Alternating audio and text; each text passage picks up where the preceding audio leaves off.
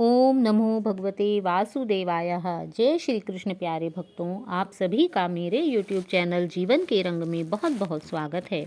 प्यारे भक्तों, आज हम इस वीडियो में मार्गशीर्ष महीने की शुक्ल पक्ष की एकादशी, जिसे हम मोक्षदा एकादशी के नाम से भी जाना जाता है, उसकी कथा का श्रवण करेंगे।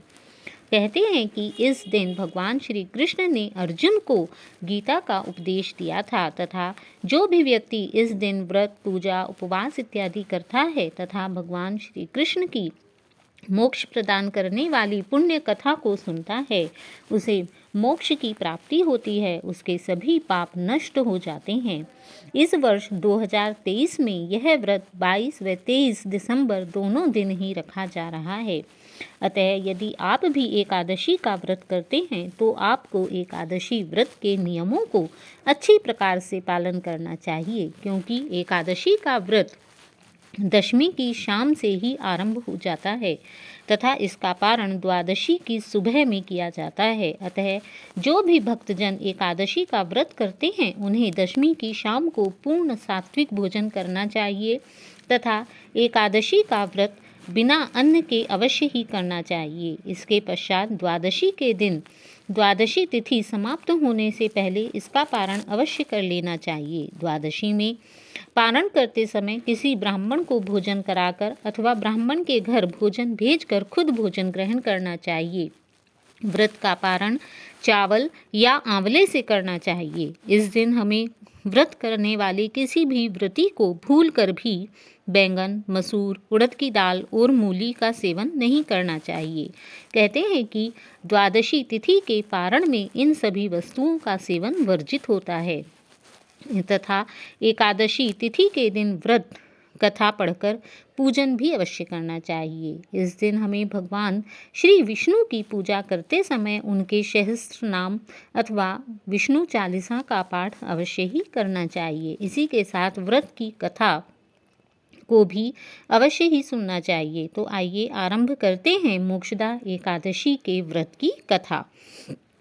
महाराज युधिष्ठिर कहते हैं कि हे भगवान, आप तीनों लोकों के स्वामी हैं, सभी को सुख देने वाले और जगत के पति हैं। मैं आपको नमस्कार करता हूँ। हे देव, आप सबके सखा हैं, अतः मेरे संशय को दूर कर मुझे बताइए कि मार्गशीर्ष एकादशी का क्या नाम है। उस दिन कौन से देवता का पूजन किया जाता है और उनकी क्या विधि है। कृपया कर मुझे यह सब बतलाइए। तब भगवान श्री कृष्ण बोले, हे धर्मराज, तुमने बड़ा ही उत्तम प्रश्न किया है। इसके सुनने से तुम्हारा यश संपूर्ण संसार में फैलेगा, क्योंकि मार्गशीर्ष शुक्ल एकादशी अनेक पापों को नष्ट करने वाली है, इसीलिए इसका नाम मोक्षदा एकादशी है। मोक्षदा एकादशी के दिन भगवान के दामोदर रूप की पूजा की जाती है।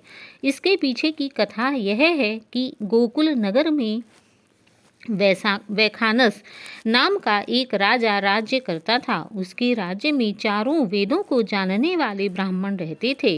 वह राजा अपनी प्रजा का अपनी संतान के समान ही लालन पालन किया करता था तथा संपूर्ण प्रकार से धर्म इत्यादि के कार्य पूर्ण विधि विधान के साथ करता था। वह अपनी संतान से बहुत प्रेम करता तथा अपनी प्रजा के पालन करने में अपने सुख का भी ध्यान न रखता था। एक बार रात के समय राजा ने एक सपना देखा कि उसके पिता नरक में चले गए हैं तथा बहुत अधिक कष्ट भोग रहे हैं।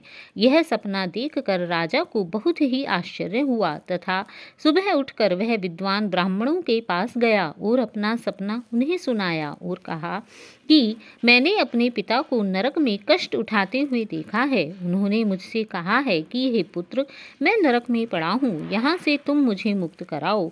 जब से मैंने यह वचन सुने हैं तब से मैं बहुत बेचैन हूँ। मुझे इस राज्य, धन, पुत्र, स्त्री, हाथी, घोड़े आदि किसी में भी कुछ भी सुख नहीं लग रहा है। मैं बहुत ही परेशान हो रहा हूँ। राजा ने कहा, हे ब्राह्मण देवताओं, इस दुख के कारण मेरा संपूर्ण शरीर जल रहा है। आप कृपा करके कोई तप, दान, व्रत आदि ऐसा उपाय बताइए जिससे मेरे पिता को मुक्ति मिल जाए, क्योंकि जिस पुत्र के माता पिता का उद्धार न हो तथा जिस पुत्र के माता पिता किसी दुख की अग्नि में जल रहे हों, ऐसे पुत्र का जीवन व्यर्थ है। एक उत्तम पुत्र वही है जो अपने माता पिता और पूर्वजों का उद्धार करता है। वह पुत्र 1000 मूर्ख पुत्रों से अच्छा है।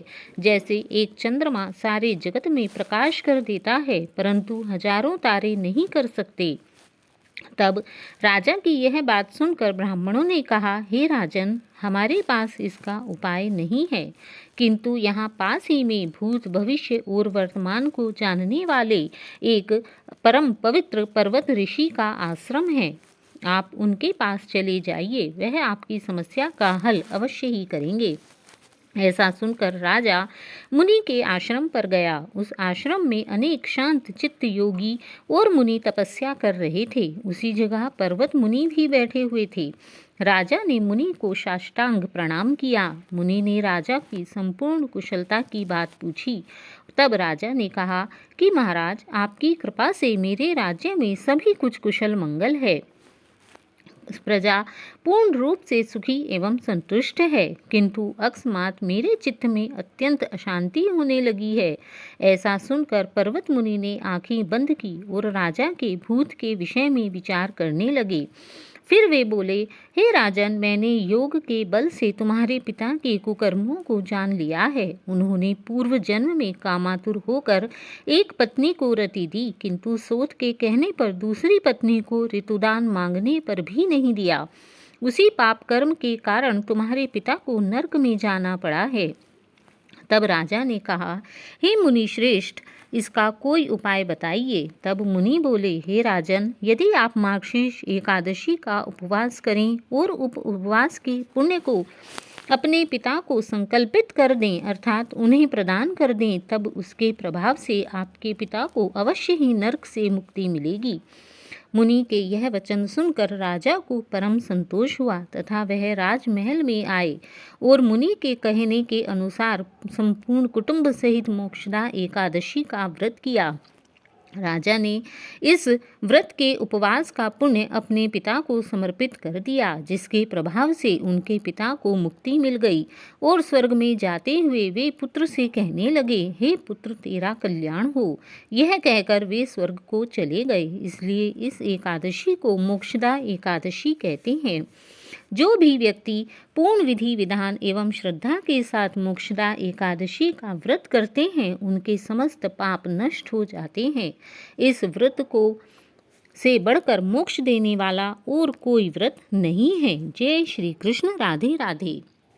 तो प्यारे भक्तों, यह है मोक्षदा एकादशी की कथा। तो यदि आप मोक्षदा एकादशी का व्रत कर रहे हैं तो सुबह पूजा के समय इस कथा का अवश्य ही श्रवण करना चाहिए। भगवान श्री कृष्ण आप सबकी सभी मनोकामनाओं को पूर्ण करें। तो यदि आपको यह वीडियो अच्छी लगी हो तो प्लीज़ इसे लाइक कीजिए और ऐसी ही अन्य कथाओं के विषय में पढ़ने के लिए, सुनने के लिए मेरे चैनल को सब्सक्राइब कीजिए। तब तक के लिए जय श्री कृष्ण। राधे राधे।